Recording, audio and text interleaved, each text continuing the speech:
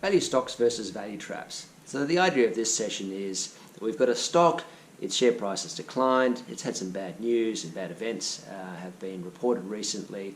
Now, is this an opportunity, a buying opportunity? Is this a company where the market has overreacted to that poor news and therefore as the overreaction unwinds, the stock is likely to rebound? Or is this a case where people have perhaps underreacted to the stock and it's going to continue to decline, in which case it might be a value trap? So in this session we run through a number of different sort of big psychological issues that can be relevant for trying to distinguish value stocks from value traps. So for example, if there's bad news, to what extent can we characterise the bad news as signal versus noise? To what extent does the signal or the noise, the news information, attract people's attention? To what extent do things like confirmation bias, people's past expectations and beliefs, impact the way they're likely to have interpreted that information? To what extent do the base rates and regression to the mean, things that are often overlooked in decision-making processes, either positively or negatively influence that stock's likely future trajectory?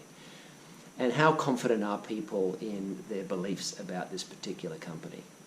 So if I'm looking for a value stock to bring those sort of things into better focus, I want the bad news to be more noisy, I want it to be unimportant, I want it to be something that's less able to be accurately measured or forecast accurately.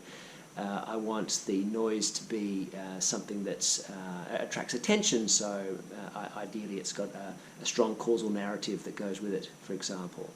I want past expectations and beliefs to be really negative. I want this company to have had a historical poor track record that maybe now in the current context is not quite as relevant. So those past, now historically irrelevant, but past negative beliefs are going to then predispose people to overlook good information or to discount its value. I want base rates and mean reversion to be on the side of this company, so I want it to be benefiting from mean reversion back towards more positive norms. I want the statistical base rates and the sort of the averages, to just the overall group of scenarios that this company is drawn from to be positive. And I want people to be overconfident that they know that this information that they're looking at is really predictive of future returns. So in those cases, it's more likely to be a value stock when the opposite of those sort of things take place.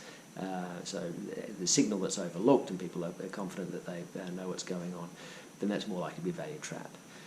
So the idea here is to connect, during the session, to connect some of the psychological research with, well, how can you use it then in the real world with looking at stocks, how can you identify the types of things that we see in the psychological research actually in markets, in company reports, in CEO statements, for example.